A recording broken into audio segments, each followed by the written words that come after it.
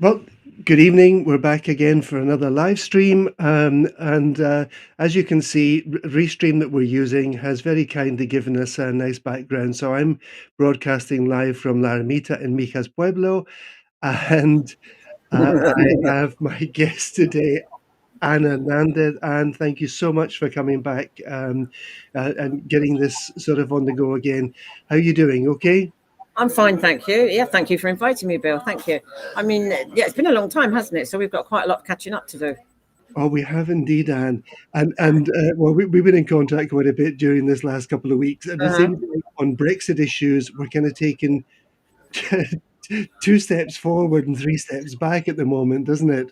Do you know, every day, well, not every day, perhaps is an exaggeration, every week there seems to be something crawls out of the woodwork that nobody's given any thought to. But it's Yeah, affecting us seriously here. I mean, it's really quite bad, and people are getting quite desperate. yeah, Unfortunately, you know, the UK seem to think, as I've said many a time, we're all happy here, sitting in the sunshine with our G&T, but sat by the pool. You know, what's your problem? yeah, We're done. You know, it's all done and dusted. It's sorted. But unfortunately, that isn't the case, as yeah, many of our members will vouch for, obviously. So sure. yeah, And I have a question that came into me this morning, and I would yeah, rather you answered it. I'm going to put it on the screen and read it because I know okay, you can't see it.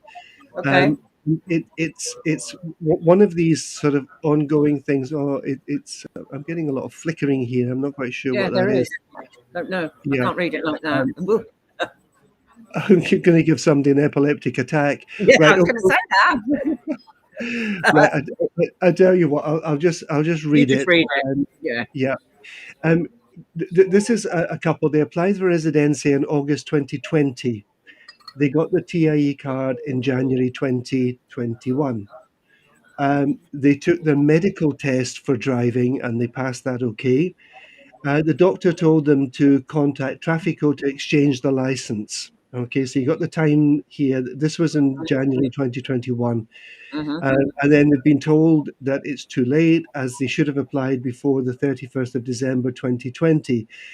Bob down the bar Him again. Yeah. has been doing his work. And they said they've heard so many variations on what's happening that they are totally confused. Well, join the club, John. We're all a bit confused Unfortunately. about what's happening, Yeah. what the current situation is regarding exchanging licenses. And we're thinking about for someone in this situation in particular, Anne. Well, we have no update, is all I can say. And I can confirm that unless one registered their intention, it was before the 30th of December 2020, to exchange your driving license. And you needed an NIE. You couldn't just do it on a passport number. So you already needed to have something in place, an NIE if you bought here or something, which some didn't because they still hadn't got their residency and they were obviously getting their NIE when they applied for their residency.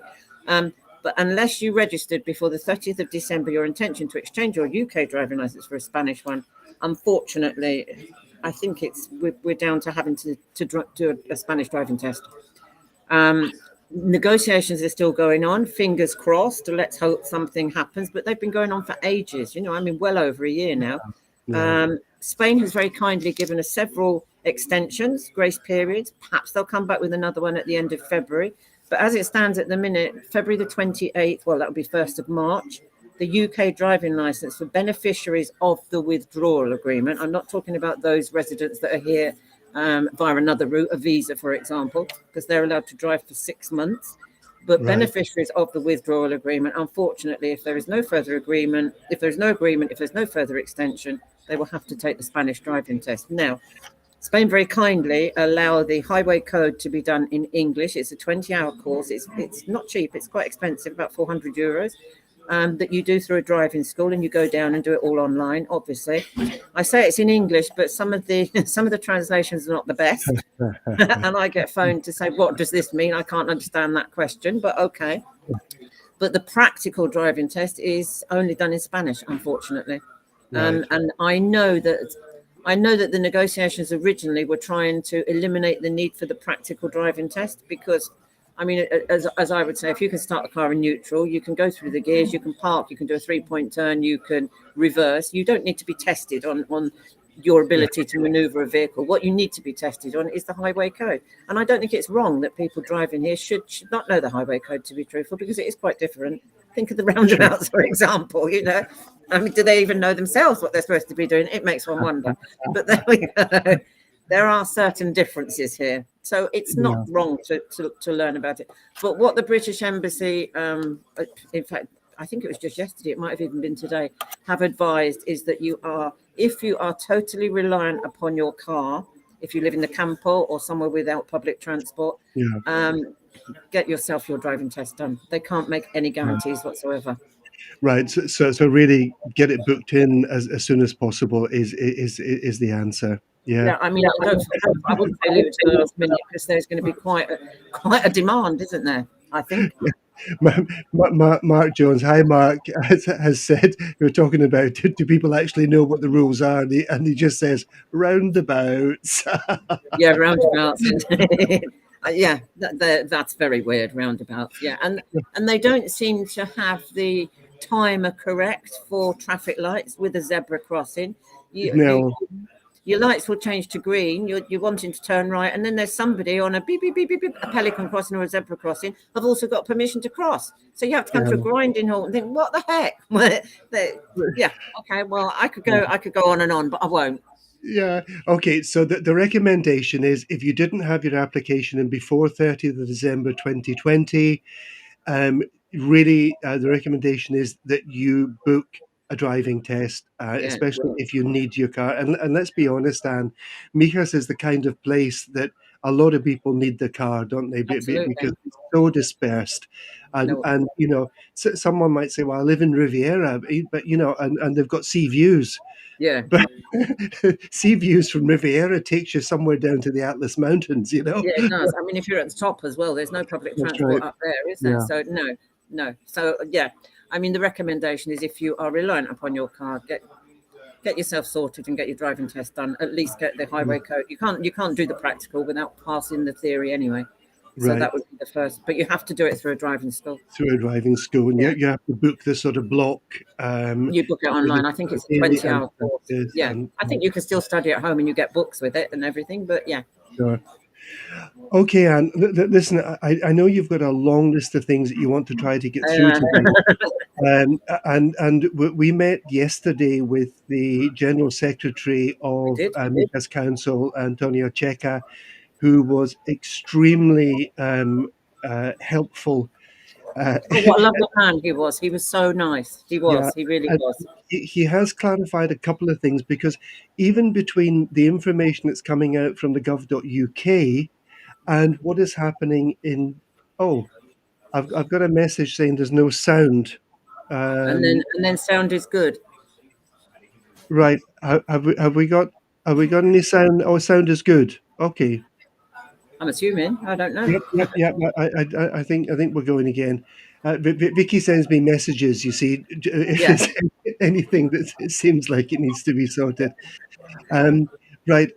Yeah. There were some things that the gov.uk website sort of suggested that how things would work, and I'm thinking at the moment with the Padrón. And then other things were coming up from other places, and Antonio did clarify that one with us. And the other thing was voting. And I'm going to leave you to explain that one, Anne, Well, because thank you so much. Where do you want me to start? no, these were just two things that we discussed with the General Secretary yesterday, and Okay. I just wanted to acknowledge that and Antonio has been. Very approachable, and he wrote to me today and said, "Look, anything you need to know, we're here."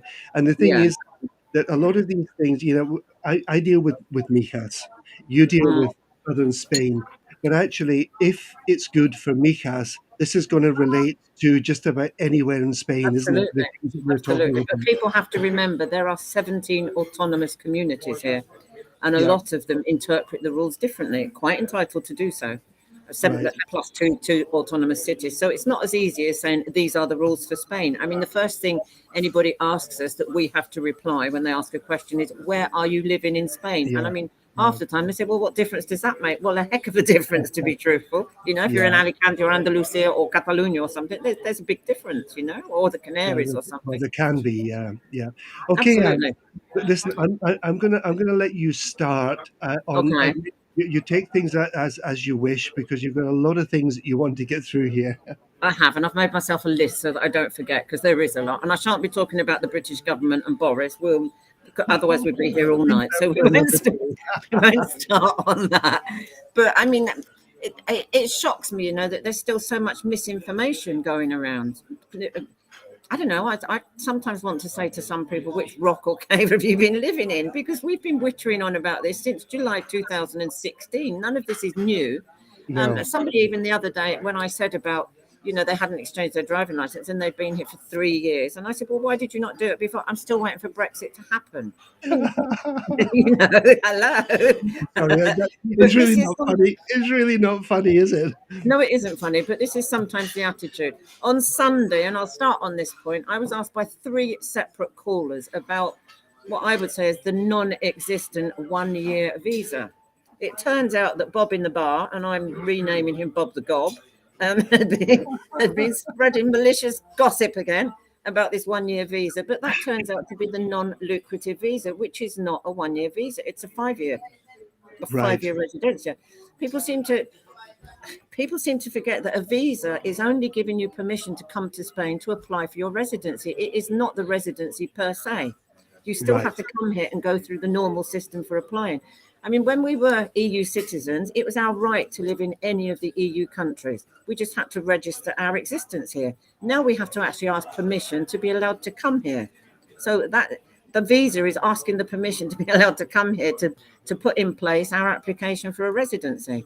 Yeah. And that, some people are still here thinking that because they've got this stamp in their passport as a visa, that's enough. Well, it isn't. I'm sorry. And it's a bit blunt to say, but you are now illegal immigrants and you've probably got to go back to the UK to go through the whole process again. Right. Misinformation, misinterpreted. I don't know. Sometimes it's arrogance or what they want to believe. Just so that people know, the NLV it's referred to as a non-lucrative visa. Well, correct. There's a clue in the name, isn't there? Yes, it means you can't work here. You can't come and come over here and try to work and get a job. No, it's otherwise called the retirement visa because it's obviously suitable for retirees. Let's put it like that. Do you want me to tell you a little bit about it in brief? Yeah, just in brief, Anne, that would be helpful. Okay. It has to be applied for from one of the Spanish consulates in the UK, which is London, Manchester, or Edinburgh, whichever is the one nearest to where you're living. You have to have proof of €27,792 in the bank per person. If you're adding a spouse or a minor, I'm reading this, it's not in the top, not in the head, then it's €6,948 extra on top per. You will need private medical insurance with an authorized Spanish company, which has to be without any co-payments, meaning without any excess. If you can think of a driving license and you can reduce your premiums by paying excess. If you're not a UK state pensioner, that is.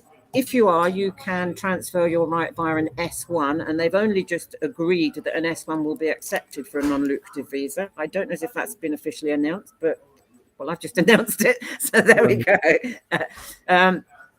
And you need a clean criminal report, a medical report to show you're not bringing any contagious diseases here, etc. If it's approved, a visa is stamped in the passport, which is valid for 3 months. During that 3 months, you should come here to Spain to start the ball rolling within 30 days of arriving here for your TIE, your residency. And after 1 year, you renew the residency, but it's given as a 2 and 3 year and then a 4th and 5th year. So you need to declare double that amount of money in the bank at each of those two stages, which is quite a lot of money, isn't it? If you think about it, I mean, €5, 5,000. That's more than you get paid in a month. Yeah, exactly. But I mean, some people say, well, what's with this? Does Spain only want wealthy people? It makes you wonder sometimes, but they don't want people to be incumbent on the state. And I mean, sadly, if the UK had done this years ago, instead of allowing every Tom, Dick and Harry into the land of milk and honey, Brexit might never have happened because it wouldn't have been in the situation it is now, as I see it. But anyway, so I hope that's explained it. Oh, just an extra point. The residency on a non-lucrative visa means you can only be allowed out of the country, out of Spain, for 10 months during those first 5 years. After 5 years, it changes. You can be away for 5 years, funnily enough, without losing your residency, but you're only allowed out 10 months during those first 5 years.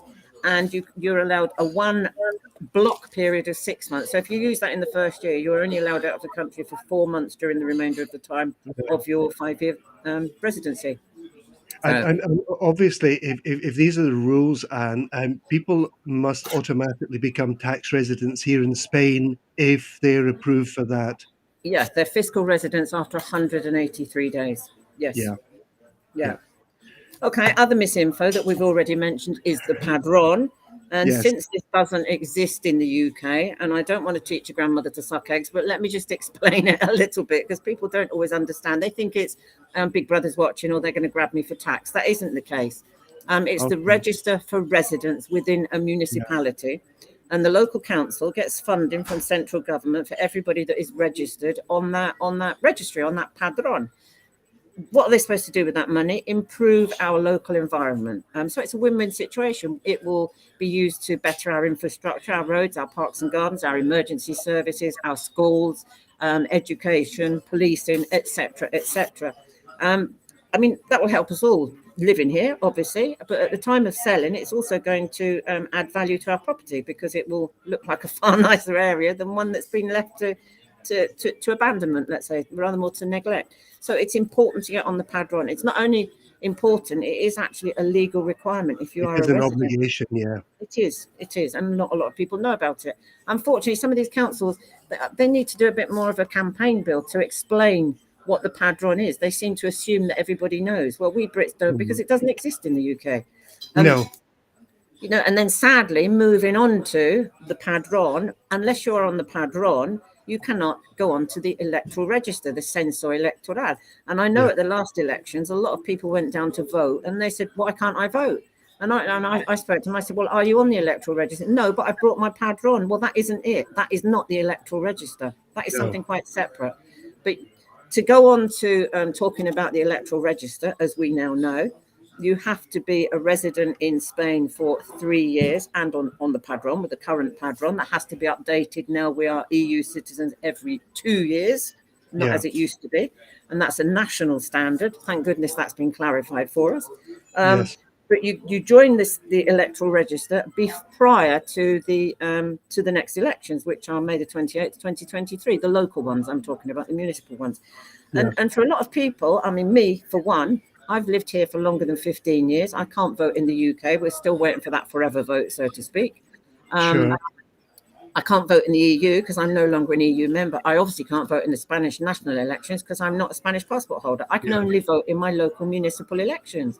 And I think the importance of a vote has taken on a different meaning now. If you look at what happened with the Brexit referendum, Sure. with sure. And I mean, some people are saying, well, if we can't vote, I'm going to stop paying my EB. What the heck am I? What sort of purpose do I serve?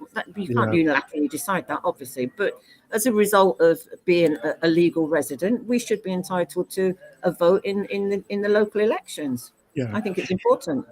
I think it is as well, and I'm not saying this because I'm a local politician, and I'm not saying come and vote for me, but the whole thing is that what happens in our municipality is probably the thing that impacts most on the quality of life where we live. Absolutely. I've always believed that if we live here, pay our taxes here and everything else, we've got a right to complain if things are not the way we want them. But, if we don't vote, we can't really complain about what a mess they're making of it or what a mess No, they're making of it, because we haven't made that decision. You've got to vote with your feet. You really have. And I think, as I say, a lot of the British now are realising how important a vote is for us. But back on the Padrón, I mean, the Padrón is also an essential document if you want to contract services, a telephone, for example, utility, gas, electricity, things like that. Buying a car, you can't buy a car and put it in your name without a Padrón. Sure. And I know somebody in Fuerteventura, funnily enough, and they've got a 6-month waiting list to even get an appointment for the Padrón. And this poor man is waiting to register a car in his name. He can't. Right.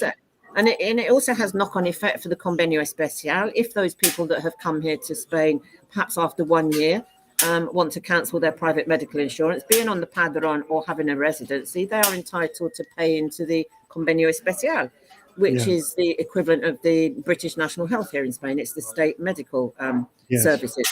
but without being on the Padrón, they wouldn't be able to. So, it's an important thing to do. Yeah. Can I just pick up as well, Anne, Yeah, this thing about the voters' roll, and I think you've made it very clear that signing on to the municipal register does not put you onto the voters' roll. There's a separate process, but correct. and Antonio Checa, the general secretary at Mijas Council, Yeah, yesterday, he actually gave us an email which he had just received the day before from the National Institute for Statistics, which yeah. is the body that governs the whole electoral process. And right at the moment, I they've know what you're had, going to say. Go on, say it. I think he says, right at the moment, nobody knows anything about Nobody what's knows happening. anything. No. So, Obviously, there's got to be a different form for us because the form per se says EU yeah, citizens, which we no longer are, and they obviously haven't got that ready yet. I yeah. do hope they don't leave it to the last minute because there There might be is a lot of British residents wanting to vote. there is another form already, Anne, but because there are a number of countries that have this agreement with Yeah. Spain for voting, such as Norway Hmm. and um, Korea and Yeah. Czech Strangely Republic enough. and Yeah. Colombia and various other countries. So there are about 10 countries that can vote here, and there is a separate form for non-EU. But right at the moment, the reason we're not putting forms out to people to get signed on to this is that we don't know exactly what they're going to be using for us. And that's No. what the National Institute for Statistics has said. At the moment, we don't know. Now, this is different from, again, what the gov.uk website is saying, which is all very, we've got a treaty signed and this is all in place and this Yeah. is all Yeah. in place. Yeah. But it really doesn't matter what the British government say, No. because we live in Spain, and it really comes down to what the Spanish government And we're says talking on about a Spanish vote, so it's up to them yeah. to decide. I mean, he did mention yesterday the importance of the digital certificate. If there's not a paper form to fill out, there will be available to download from a digital certificate. So perhaps we need to next time explain to people how to go about getting a digital certificate. It's not the easiest thing to navigate. It's all in Yeah, Spanish. You have to have certain browsers, etc. We can talk about it, but it isn't easy. yeah. Obviously, I can help with them So, as they can at the local town hall. so is your digital certificate all up to date, Anne? Is it Hector's life? Bill, I've lost my. I've given up. I've lost my password 3 times. I changed from my old computer that was a tower because it's fixed to that, and I didn't put it on a stick stupidly, so I lost the password. Right. I then went to a laptop. Yeah. That laptop died, and again, I still didn't do it. I've now got a different laptop. So Right. no, I'm afraid I don't have Yeah. my digital certificate And active. yeah, I mean, it's certainly a separate topic for another day, but the Yeah, digital certificate goes on to a device. So correct. it's not that you get it and you can use it on your phone and your tablet and your laptop and your Yeah, yeah. desktop and whatever. It goes on to a device, and if that device goes, If that device goes AWOL, you're yeah, knackered, basically. then Yes, you've got yes, problems. Yeah. yes. But you can Okay. you can access all sorts of things with it. I mean, driving license can traffic fines, everything on it. Quite a Yeah, lot of well, things. even for paying local taxes, you You can can. download the Carta de Yeah, Pago if you want to yeah, pay it in the bank and whatever, yeah. and that means making appointments, and there's lots of things you can do with it. There is. But people say, "Oh, it's really easy." Well, it might be, but it might not be. It took one of the technicians at Mika's council. I was renewing mine up there in the Uh-huh. building, and it took him nearly half an hour to get mine working. There we go. And Uh, he's Spanish speaking, and obviously a techie. You can yeah, imagine if you're a techno dinosaur and you don't speak the language, it's I not know, easy. It I really know. isn't easy. So But it is a good topic to pick up on, though, Anne, it and is. I would do some research on that so we can show Yeah. people things and whatever. I So mean, like you, Bill, I can't blame people for ignorance. Ignorance to me is lack of education. We're both from education. So, yeah, it's important to learn. It's important to educate and teach people how to do these things. yeah, We're not sure. stupid. Once you've been told No, how to do it, go away and put it into practice and you'll be happy. yeah, You can do it. It's just knowing how to do it, basically, in the first instance.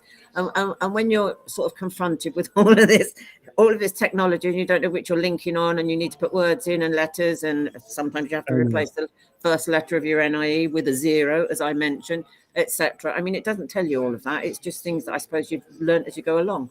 But yeah, Sure. we should do something about that, I think. Yeah.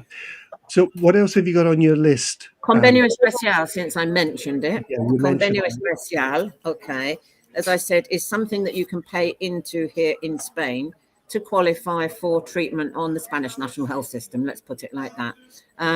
It's quite good in as much as it has advantages that it does not preclude any pre-existing conditions.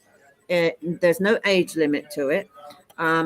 It doesn't cover everything. Prosthetics for one and prescriptions for another. Okay, neither prescriptions wouldn't be included on a private insurance.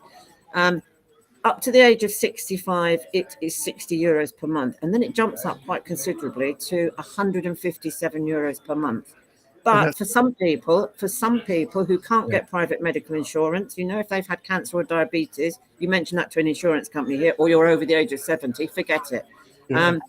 For some, it's the only option for them to be covered here by medical services.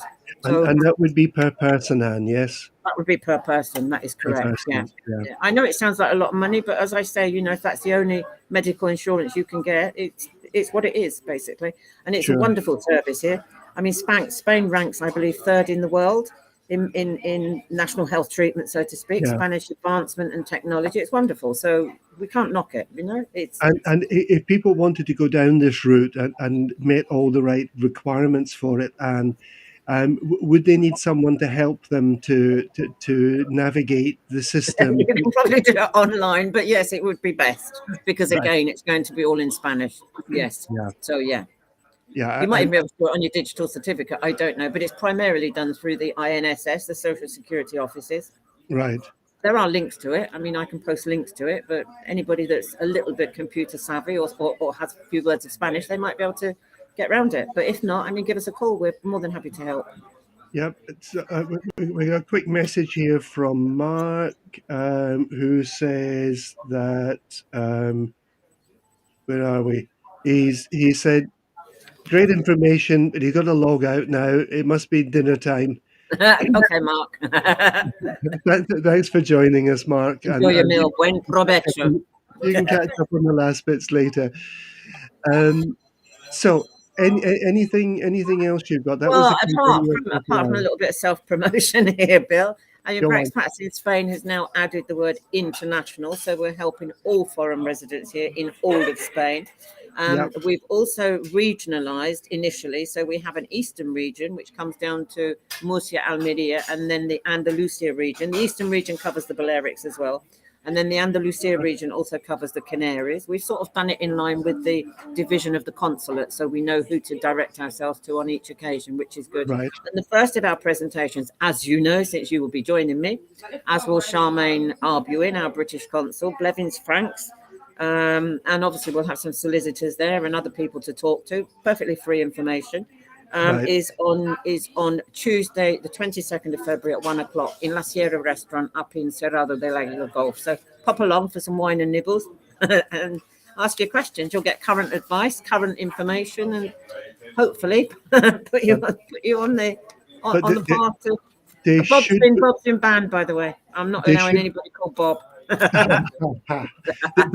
They should just reserve a place, though, Anne, shouldn't they? They should reserve a place. Yes, they should. And Obviously, the best way to do that is contacting me or via any of our. Well, we've got 7 Facebook groups now. I mean, we're having a new website created. It's not ready yet, but they can telephone me if they want. You want me to give you my telephone number, or you want to add it to this afterwards? I've got it somewhere, but it would be great if you just gave it me. Okay.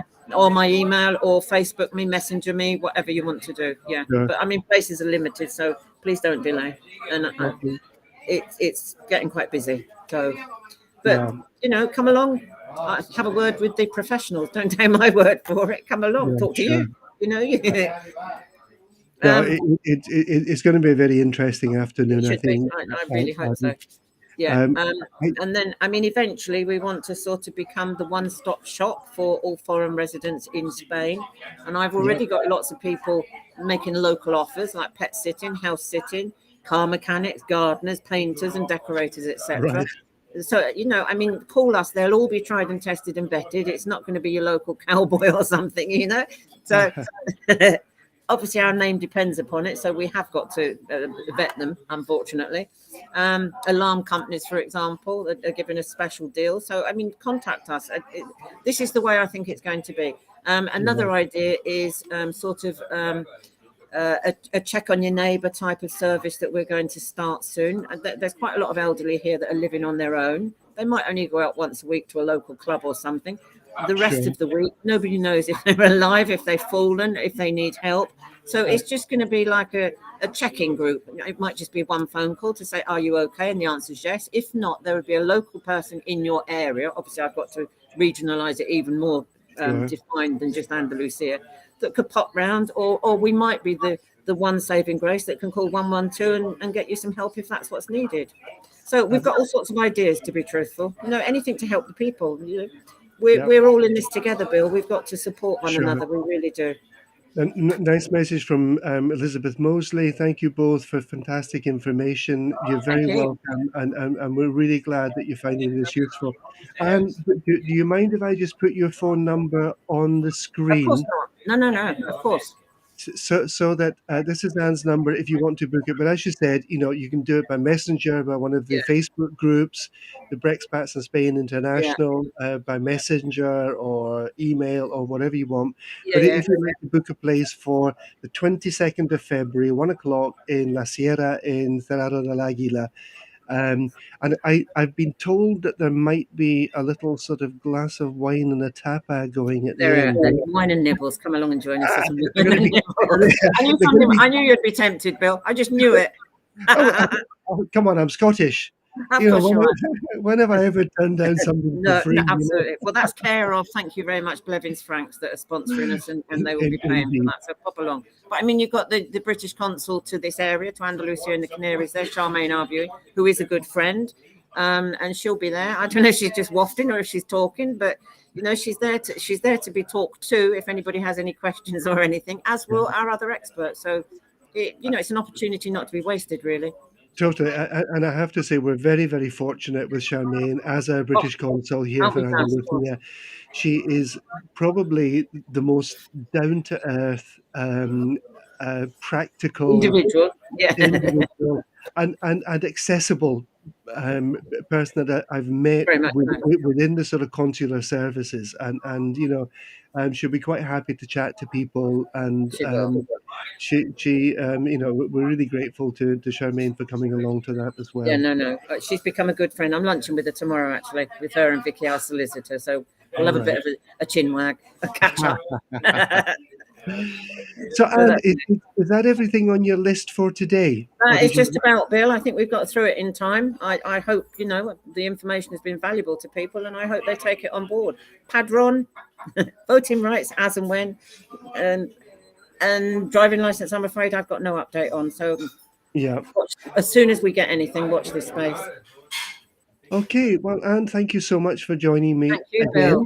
We'll get back into our regular slot with this again now, because I think this is very useful. And actually, we've had no technical problems tonight. No, that's down to me, isn't it? Because it's usually me that's failing. If I'm sitting in a car in Gibraltar car park or something, I know. No, I'm not anywhere tonight. So I'm at my local restaurant. Looked like you were being sucked into a black hole or something, No, I think some people might like to put me in a big black hole. I'm not too sure. I don't know. But no, I mean, anything to help people. So contact us for whatever. We're here to help. And if I can't personally give you the information and help, then I shall put you in touch with one of our experts who can. Or I'll be calling you, Bill. Yes, and thank you so much. Really nice to chat to you again tonight. Thanks for all the information, and it's good that people can pick up on this later on as well. Indeed. And we will have another live stream next Thursday at 7. Please keep your eye open on Facebook for the details of what we're going to be doing, and we'll speak to you then. Have a very good weekend when it comes. It's almost there, and I think it's going to be a sunny and warm one this weekend. Oh, that's nice. But thank you so much to everyone who's been joining us, and we'll speak next week. Thank you very much.